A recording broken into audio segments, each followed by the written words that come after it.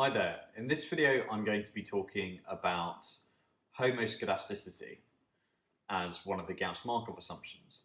So what do we mean, first of all, by homoskedasticity? Well, in fact, we mean homoskedasticity of our errors, which means that the variance of our errors given our independent variables x is constant.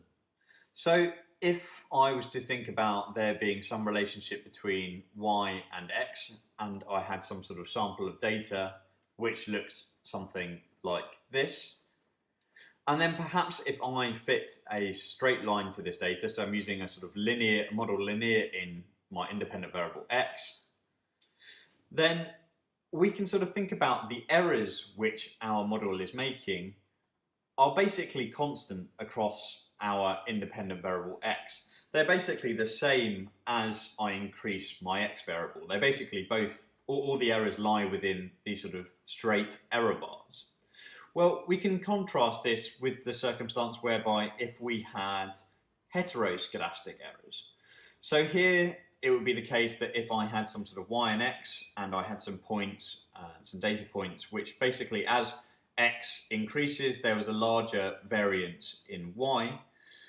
If I then go ahead and fit a straight line to that data, so perhaps my straight line would do something like that, we can see that the errors which our model is making are basically increasing in magnitude as x increases. So if I sort of fit a sort of error line indicating where sort of my errors, or the direction of increase of my errors, then you can see that my errors are increasing along my x variable. So here, this is what we call heteroskedasticity. So homo in this context means that the errors are the same, so that's this sort of case, and hetero here means that the errors are different. Well, mathematically, how do we write that? Well, we write that the variance of our errors, ui, given our xi is some sort of function of xi. It depends on xi. Here it's some sort of positive function because as my xi increases, my magnitude of my errors increases. So why do we care about our errors being homoskedastic? Well, as I said, it's one of the Gauss-Markov assumptions, and if it is violated, it means that our least squared estimators are no longer blue.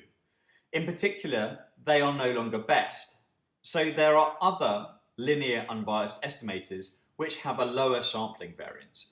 So intuitively, this means that there are other estimators which are linear and unbiased, which more often or more frequently than least squares will get closer to the true population parameter.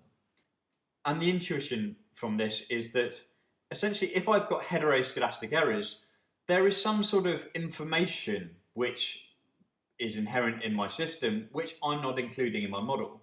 And perhaps if I include that information into my model, so I include the fact that I expect my errors to be bigger as x increases, then perhaps I can come up with an estimator which actually gets closer to my x values, or get closer rather to my y values more of the time. So that is the sort of underlying intuition for why heteroskedasticity means that I can construct another estimator which has a lower variance than least squares.